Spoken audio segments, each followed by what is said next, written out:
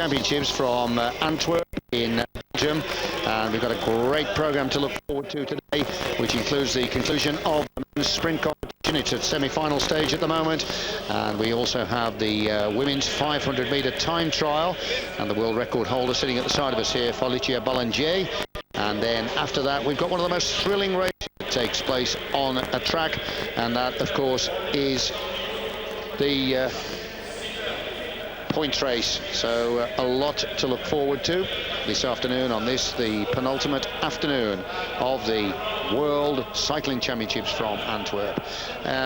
Russell Williams alongside me, Hugh Porter here, ready to set the first event up for you, and it's semi-final stage of the men's sprint, and this is the first semi. We're looking here at Jens Fiedler from Germany, twice the Olympic sprint champion. He's against Arnaud Tournant with 2 gold medals already to his collection at the World Championships.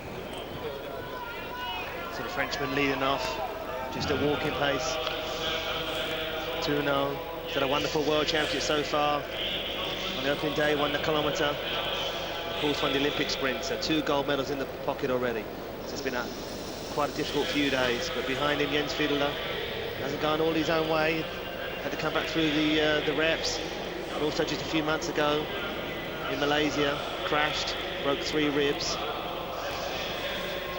That's incredible, isn't it, to come back from breaking 3 ribs as quick as that. So Tournant is a powerful man, and he's got the form of his life here, hasn't he, having won the kilometre and the Olympic sprint. But on paper, really, Fiedler is the better of the sprinters, I would say, but he's getting, well, he's 31 years of age now. They say when you get over 30, you get even more strength, just like in running, better marathon runners. But it looks like Fiedler's happy to have second place. He's happy just to follow at the moment. Taking it nice and wide. 2-0. Oh, and as I said there, Fiedler started attacking already over the top. Now he's in the position. Now he's the bus driver. Good move. Taking down off the track. Control the track. A lot of bluffing going on here. Taking it on early as well, isn't he? He's got just over a lap to go. Fiedler taking on the world record holder for the kilometre. Early, here comes the challenge from Tournant of France there. Fiedler, has he got the power to hold off the German? Look at the power here of Arnaud Tournant of France. That is awesome. 10.975, and Fiedler had got nothing to offer. He definitely had nothing to offer there. He did everything he possibly wanted to. He actually got the front. He let out, possibly didn't put the full gas on, put the gas on down the back straight, and then all of a sudden Tournant just hung back, and it just made the move. And we see this here, good manoeuvre here by the German. Look, he takes the Frenchman right off, so his concentration's completely gone out the window. So Tournant's got to relax, he's got to back off the power, and this is going down the back straight here, and all of a sudden, Tournant, the kilo champion, it just goes past him, what, 5-6 miles an hour faster, just playing. These sort of things don't usually happen in the semi-finals. You can see how the morale's gone from Jens Fiedler. His head went down. He's going to think, what do I do? I rode a perfect race, but I just didn't have the power. So that's 1 up there to the Frenchman. And as I say that, hey, 2 more Frenchmen. Absolutely. Now, I'll tell you what, this is going to be some contest. Laurent Gane. But now, the fact is, they've got to hate each other. There's no love lost there now. They've got to forget all what they've done in the past. Just go out there and try to win this bike race. Just a quick point, though, and I know I brought it out yesterday, and I know you'll agree with me. When you're on the same squad as these 2 are, they live and train together all the time. They must know every move, so it must be even more difficult to beat them. Every single little move, you know. They probably know what each other, you know, has for breakfast, has for lunch. You know, do they like to go for 2-hour training rides? Do they like to do an hour and a half? What socks they like to use? But just look at the concentration by these guys. The depth of track talent in France is quite staggering. When you think they've got 3 through here to the last 4, and having seen the performance of Tournant in the first semi-final, it's looking as though they're going to fill all the spots on the podium. As you see, both riders got exactly the same bikes here, the look bike, exactly the same wheels, same tyres. Everything's perfect for both of them. In the end, it comes down to what they've got in the legs, and of course, what drives the legs is the brain. Here we go. Rousseau's on the front. 2 laps to go. Keeping it down low at the moment. A little shout there from the crowd, the director. Gane starts to come over the top. Looks under the arms. Looks as though he's got the better of Rousseau here. Early stages so far. We're coming down now. It's a lap to go. Gane leads it out. He's not full on yet, still not full on yet. Now he starts to open the motor. Now Rousseau's got to run at him. He's got to run him. He's got to start to close the door now. He's got to get up on him. Not going to do it though, is he? Oh.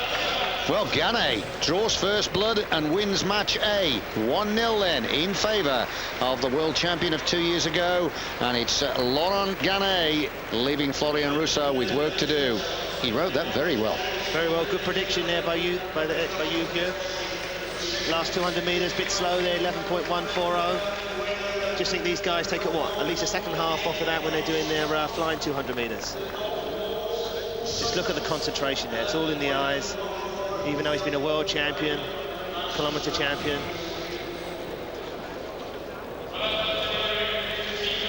Slow-mo again. This is it, down the home straight. He's got to be closer. He realises he's got to be closer.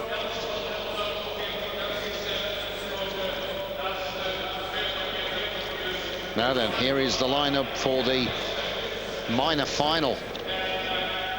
And this is where the competitors will race for their places from 9th through till 12th, and Russell Williams alongside of me. I know he loves this, and I must admit so do I, because an event like this is, I would say, almost impossible to control tactically, so we get a bit of rough and tumble.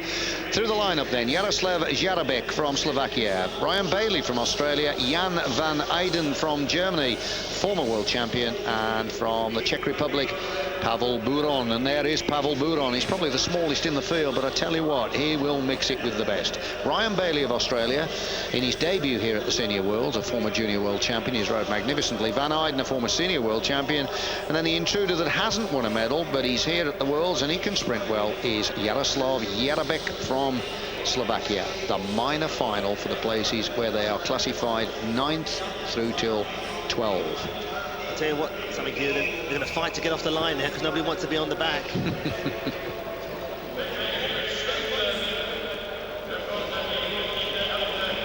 They're always exciting, aren't they? I tell you what, don't discount the young Australian. He's been good, hasn't he, so far in these championships? On the outside at the moment then, Ryan Bayley. Just about third wheel. I would say that's the best place to be. Keep out of trouble. Would you agree? I think every sprinter's got their own choice. Obviously, the German here on the front. He's a little stocky fella, isn't he, Van Eijden? Gets those shoulders rolling, and I'll tell you what, he'll take some stop in. Here we go, Van Eijden on the front, beginning to lead it out. Former world champion, look out for Ryan Bayley then. Former world junior champion from Australia. Right, here we go, it's Pavel Buran sitting in second wheel. Buran, a man that used to specialise on the tandem. He can mix it with the best. Here we go then, Van Eijden from Buran. Oh, on the line, it was desperately close. 11.172. I tell you what, I couldn't split them. Definitely got a photo finish there. So Pavel Buran, there he is, or Jan van Eijden will be classified as 9th in the competition. I think it's probably going to go to Pavel Buran, I think, just on the line. Here we are, we'll get a chance to see it. Good little manoeuvre there, had the Czech rider. Move it on, that's what we want to see. Here we go. So Pavel Buran in second place, he's done all the work so far. He's given little hooks. Now he's got to turn the power on down the home straight. Van Eijden, former world champion from last year, they both rode their bike. Let's look at it slowly here. Looks, yes, Pavel Buran. Good shout, Russell, good shout. Tell you what, I couldn't have split them. Pavel Buran takes 9th place in the sprint competition.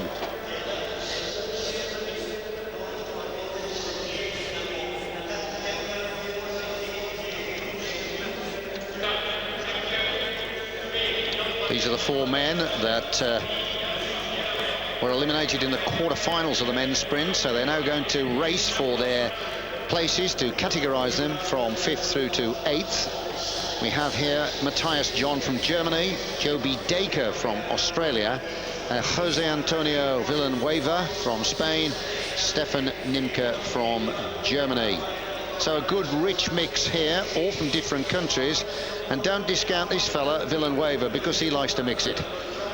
Yeah, but I think actually the Germans have got 2 riders. They should have the advantage here, because what they could possibly do is, if the 2 German riders get to the front, 1 and 2, and the German rider in second place could actually be like the sweeper and let the front man go. But hey, it's easy said when you sit here in the commentary box, because I know that Spaniard is one of your favourites, because he does tend to ride a little bit dirty. Well, now, Russell, let's just get something right here. I like spicy curries, but I don't like spicy racing. But I must admit, he does use the whole of the track. Hey, why not? That's what it's all about. And So straight away, oh, look at it, look at it. let me just line up for the viewers then, and you can take it on then. From the front then, it's Villanueva. Oh, no, it isn't. I'm sorry, it's Nimke of Germany, Villanueva, then Jobie Dajka, and right at the back, it's Matthias John of Germany. Those are the four. As we say that, Matthias, the journey's moved up, trying to get 1 and 2 for the Germans so they can actually control it. Now what they're going to do is ease it down, but the Spaniard and the Australian are not going to be happy with this, because at the moment the Germans are actually dictating what's going on in the race as we come down to a lap to go. I tell you what, it's fast, isn't it? Matthias John at the front. He's trying to hold off the rest of the field. Van Eijden, his boy, sorry, not Van Eijden. Stefan Nimke sitting second wheel. Here comes Villanueva of Spain round the outside. He fancies the 5th position in the race. He's got it. Thank you very much. That was Jose Villanueva of Spain, finishing 5th in the minor final to finish 5th overall in the World Championships. He's fast. Excellent ride there, and the Germans really did muck up there. We had 1 and 2 as we went into a lap to go. It's a sad case, really, isn't it, when you've got 2 from the same country to dictate that. They should have won it, shouldn't they? Definitely. But this Spaniard showed his power. You see down the back straight here, the Germans are leading each other out, and all of a sudden, look at the power he shows. Little look under the arms, Yvonne's coming. And he's a happy man. There goes the fist. He's winning by a street.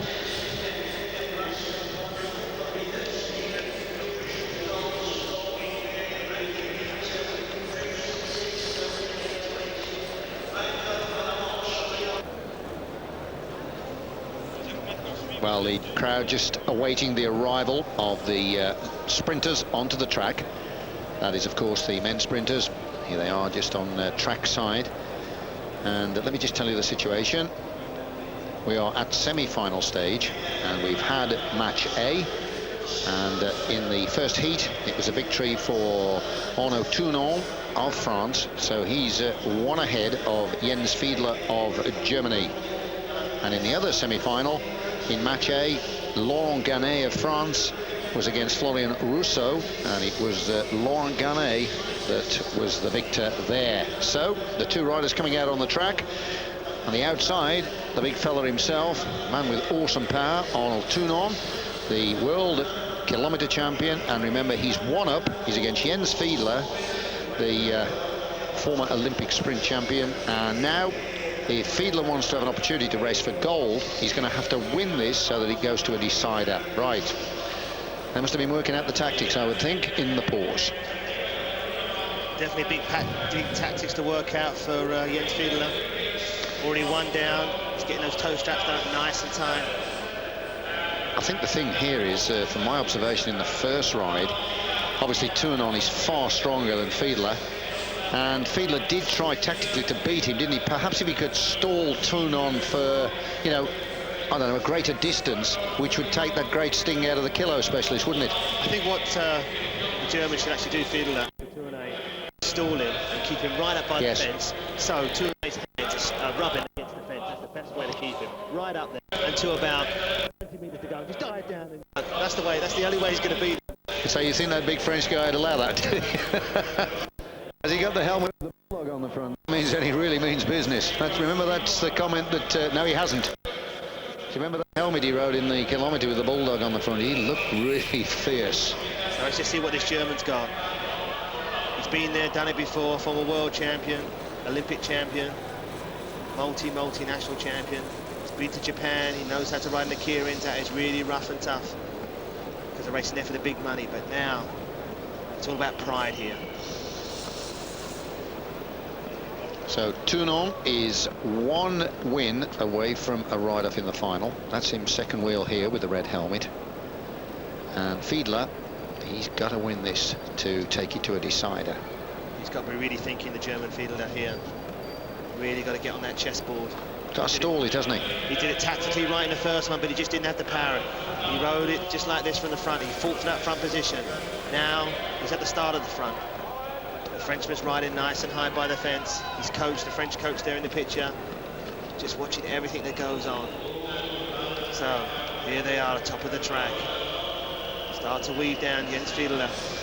It's almost a carbon copy of the first meeting, actually. That's right, except he had to fight for the first position. This time he's been given it on a plate. Here we come the bell. Jens Fiedler starts to lead out. He's looking. Tournant, a little dive down underneath. Fiedler leads it out, hit the line with 200 minutes to go. And we're inside the closing stages. Back straight. Here comes Fiedler. This is exactly the same as match A. Now, can Fiedler hold him off? I don't think so. Here he comes. So the big fella clenches his fist. There's a sporting acknowledgement from both competitors. It's nice to see that. But Arnaud Tournant is through to the sprint final. I'm just going to have to wait and see who his opponent will be. Let me tell you, that closing 200, it was quick. Yeah, it was 10.881, but he made it look so easy. But we must remember, Jens Fiedler broke 3 ribs in one of the World Cups in the autumn. Back to the slow motion now. And this is where Jens Fiedler on the inside, he's really giving it full on. He's not holding anything back there, but nor is the Frenchman. And look how easy it makes. Look, not even at the line, he's already got his hands up the handlebars and saying, yes, yes, yes, I'm in the final. Is it going to be against my my teammate Gane or my other French teammate Rousseau? Nice to see a clean sprint as well, isn't it? There we go. Even got time to give the victory salute. I'd much rather have a clean sprint like that than, you know, have to lift them and scrape them off the track and bring them back in bits. No, but that's good for television. That means Eurosport and British Eurosport get thousands more viewers. Does that keep us in a job? Right, let me ID the riders again for you. This is the second semi-final. That is Florian Rousseau. Just look at those eyes. Wouldn't like him to eyeball me. And here's the man he's going to take on board, remember, Laurent Gane. Now, Gane is already 1 up. And I thought, actually, he made it look very easy in the first match when he beat Florian Rousseau.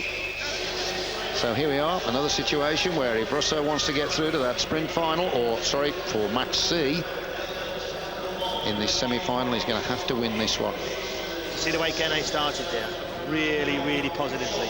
Gripping those bars, making sure everything's working. These sprinters remind me of, you know, those sports cars. Maybe you got one, like Ferraris and things like that, when you turn them on, the engine really gets going straight away. Did you say I've got one? Well, I thought, you know, all the money you've got, Huey, I thought you might have one in the garage there. I've got a miniature. So, Gane on the front. Former world champion. Florian Rousseau, world champion, Olympic champion. The crowd starts to go silent. Oh, it's a good move there. So Rousseau now with a front position. Nice little flick there. Gane's starting to pick it up as well, starting to close the gap. Can't afford to let him get too far away. Nice movement on the track. Doesn't know which direction to go yet, Gane. Now he's really starting to go. And Gane, he's right, trying to get on terms. Florian Rousseau, the man at the front, raising the tempo. The man from New Caledonia looks as though he's got the measure of Rousseau, or has he? Yes. I tell you, he's in hot form, isn't he? He's blowing hot. The former world champion, Laurent Gane, coming home to take that one. Another impressive time. Yep, time of 10.773. So, the 2 big Frenchmen through to the final. So, Gane and Tournant. Tell you what, that is a spicy encounter we're all going to look forward to. And the rider for the bronze medal will be between Jens Fiedler and Florian Rousseau. Here's a chance just to look at some footage of the closing stages again. Yeah, like you said, nothing too dirty there. Both riders staying in their lanes. A bit like dog racing, really. These 2 dogs are really bad, aren't they?